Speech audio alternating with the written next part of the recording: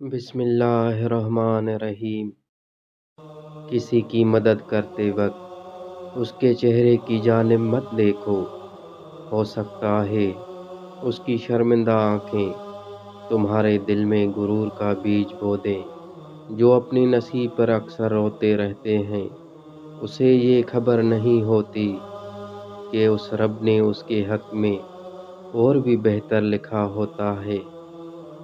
دوست کو دولت کی نگاہ سے مت دیکھو، وفا کرنے والے دوست اکثر غریب ہوتے ہیں۔ جس سے محبت کی جائے اس کا فرما بردار ہونا پڑتا ہے۔ محبت سب سے کرو لیکن اس سے اور بھی زیادہ کرو جس کے دل میں تمہارے لیے تم سے بھی زیادہ محبت ہو۔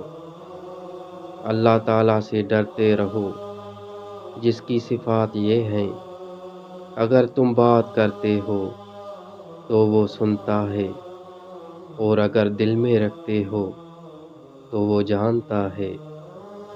بے شک حضرت علی رضی اللہ تعالیٰ عنہ فرماتے ہیں، دو چیزیں ایسی ہوتی ہیں جن کے ثواب کا وزن نہیں ہو سکتا، ایک معافی، دوسرا انصاف۔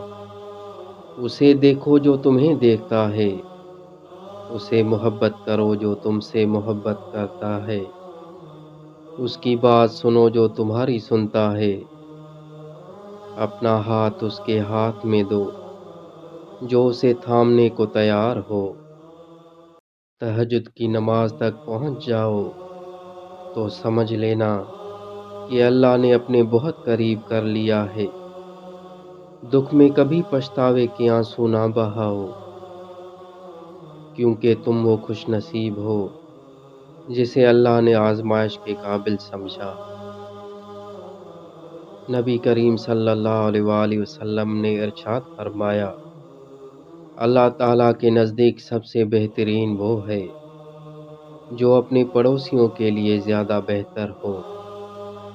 امام جعفر صادق علیہ السلام نے فرمایا کہ حضرت لقمان نے اپنے فرزند کو نصیحت کرتے ہوئے فرمایا، حاسد کی تین علامتیں ہیں، پس پشت لوگوں کی غیبت کرتا ہے، ان کے سامنے چاپلوسی کرتا ہے، دوسروں کی مصیبت پر خوش ہوتا ہے۔